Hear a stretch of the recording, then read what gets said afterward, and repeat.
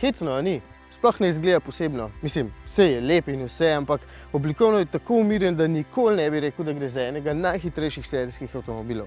Verjamem pa, da tisti, ki redno gledate volan, to že veste, ker je takšnega Porschea Turbo S pred časom vozil že Matej. In mi vse od takrat ni dal miru, zato sem se odpeljal v Stuttgart in ga vzel na test.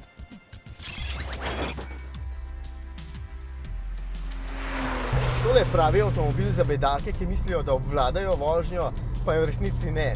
In ne mislim, da ste bedak, če si ga boste privoščili, ste pa lahko bedaki in se vseeno ne boste razstrelili v prvi jarek.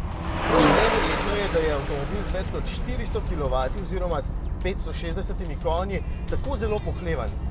Tole bi lahko vozila moja žena in me ne bi nič skrbelo. No ja, samo tega stikala se ne bi smela dotikati, piše Sport Plus. Če pritisnete tole, potem Turbo S misli, da ste na dirkališču in ves čas napenja mišice. Evo, vam pokažem.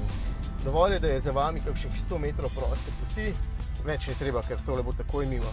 Evo, stojim, akcija. 3 sekunde, 100, 120, 150. Se tole je nemška avtocesta? A ni? V tem načinu je podvozje bolj trdo, menjalnik ves čas prestavlja navzdol in skrbi, da so vrtljaji na pravem mestu, iz izpuha poka vsakič, ko spustim plin, noro. Dejansko je z besedami težko opisati, kako zelo hiter je ta avtomobil, res hiter. Vseeno pa ni prav nič naporen, niti ni pretrd in celo nazaj dobro vidim, mi je tako jasno, zakaj je bil Mateju tako zelo všeč.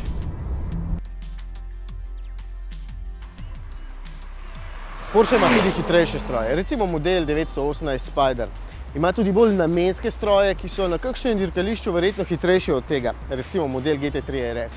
Ampak v samih pospeških, v končni hitrosti in vsestranskosti pri tej znamki bolj suverenega stroja ni. In poglejte te zavore. 410 mm merijo in ustavijo tako suvereno, da boli. Se pravim, avto za nesposobneže. Je pa res, da je Porsche 4-kolesni pogon in nastavljivo podvozje ponudil že pred točno 30 leti pri predhodniku tega avtomobila. A ne, Matej? Seveda. Verjetno te je vedno zanimalo, kateri avto si je kupil Boris Becker, ki je bil star 19 let, pa s tikom iz plenic zleza, ne? Pa Bill Gates, ko je zaslužil vse svoje prve milijone, ne? In je imel pol celo štalo, da je avto pripeljal domov in so mogli določene zakone zaradi njega spremeniti. Ampak kaj je res toliko posebnega na tem avtomobilu, pri kateremu je meni padla čeljust dol, ko sem bil star 6 let? Tale spoiler že. Spredi v bistvu izgleda dokaj pohlevno, kot kakšen 911 z malo drugačnimi lučmi. Nič posebnega, dokaj dejansko ne priješ do boka in se ti odprejo vse te luknje za hlajenje.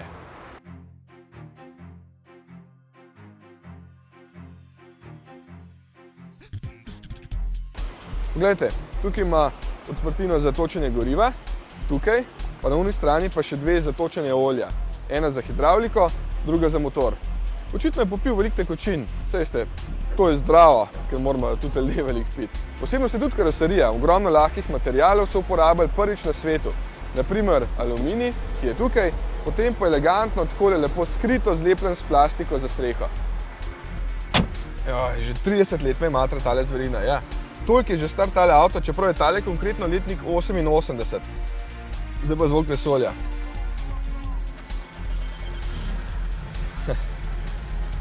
Verjetno si ne predstavljate, koliko naroze so zdajle. Verjetno tudi zato, da mi ne crkne, ko bom speljal in me vsi gledajo, ker tale sklopka je direkt za fitness. Ok. Prva prepreka čez.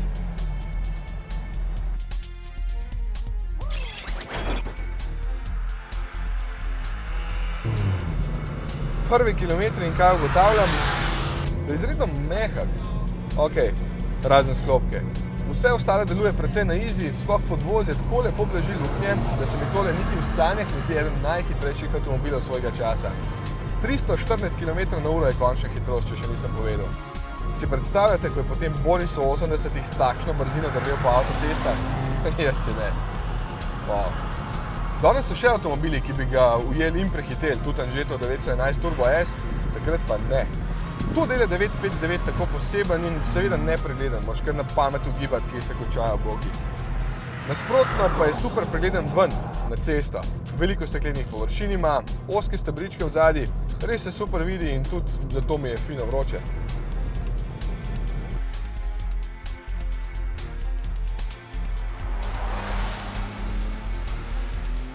Pa ima klimo. Oja, tukaj je. Potem ima tudi električno nastavljiva in ogrevana sedeža, šipe na elektriko, radio s kasetofonom. V bistvu manjka samo, kaj povem, kamera za vzvratno vožnjo. Evo.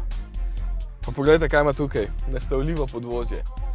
Poleg senzorjev za nadzor tlaka v pnevmatikah in votlih platišč iz magnezija je imel že takrat aktivno vzmetenje, ko so ga ostali šele začeli razvijati. In s tem gumbom ga dvigneš za 5 cm. Baje so ga ves čas delali z izgubo, tako da bi lahko rekel, da je šlo za Bugattija Veyron svojega časa, ampak kaj češ, važen je imidž. Zakaj bi se takšen super športnik dvigoval za teren? Porsche ga je baje najprej razvil za rally skupino B, ampak ga žal niso pravočasno pripeljali na tekmovanje, ki so ga takrat že ukinili, ker je bilo preveč nevarno. No, so ga pa pripravili za rally Paris-Dakar, kjer je prvo leto pogorel, naslednje, leta 86, pa že brez večjih težav zmagal. In evo, še en ostanek. Tale menjalnik ima po moje 6 prestav, oni pa pravijo, da jih je 5 in še prestava G, kot Gelände, podeželje. Da lažje speleš iz tistega blata, peska. Bolj zlovni pa pravijo, da je bilo tole zato, da so uspešno prestali teste za hrup. Ti so potekali tako, da so avto v prvi prestavi na polno peljali mikrofona in to jim je omogočilo, da so se peljali dejansko v drugi prestavi in z manj obrati. Čeprav tule piše, da je prva. Pametno, čist nemško.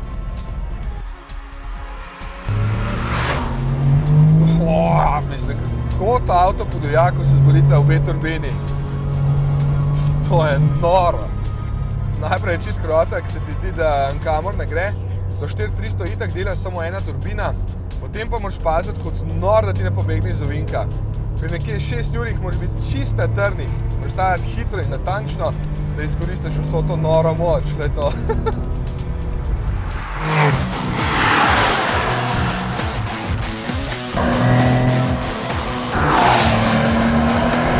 Ampak 959 je odlično vodljiv. Najprej sem mislil, da bo dober samo za naravnost, ampak tole se noro pele v vink, kar potopi se vanj. V začetku imaš sicer feeling, da bo šel naravnost, in pa začutiš, kako delujejo diferenciali, prenaša navor tja, kjer ga rabi. Zaradi štirikolesnega krmiljenja pa se ti zdi, da hoče zadnji počasi kar pobegati. Pa seveda ne, ampak si samo izstreliš iz ovinka naprej. 30 let nazaj. To je samo 2,85 litrskega bokserskega šestvaljnika, ki je bil že takrat navit na 331 kW, okoli 450 konjev. Pospešek 3,9 do 100 je bil v tistem času pač nepredstavljiv. Vsi so govorili, kako je bilo v tistem času težko voziti super športnike, skoraj nemogoče.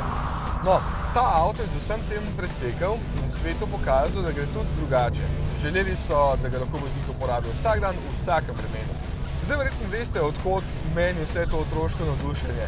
Ja, samo 292 so jih naredili v 3 letih, tako da bo treba počasi nehati, ker se mi zdi, da si že kar malo preveč dovoljen. Nožni vse smo razumeli.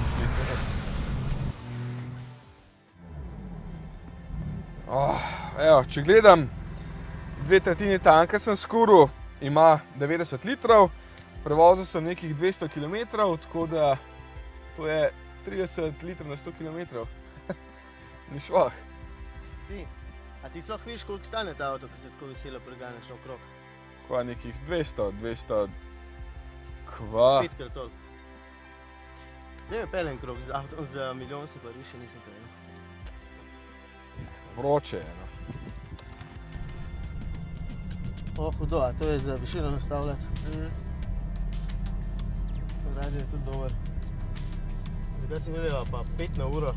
Ja, pa če stane 1,2 milijona evrov, stvar, če to je razbijem na koncu. Pa eno ledvico prodajal. Ne vem, če samo nekaj dosta ne po toliko pira, veš. Dej, postavu mest peljo, to ni nič.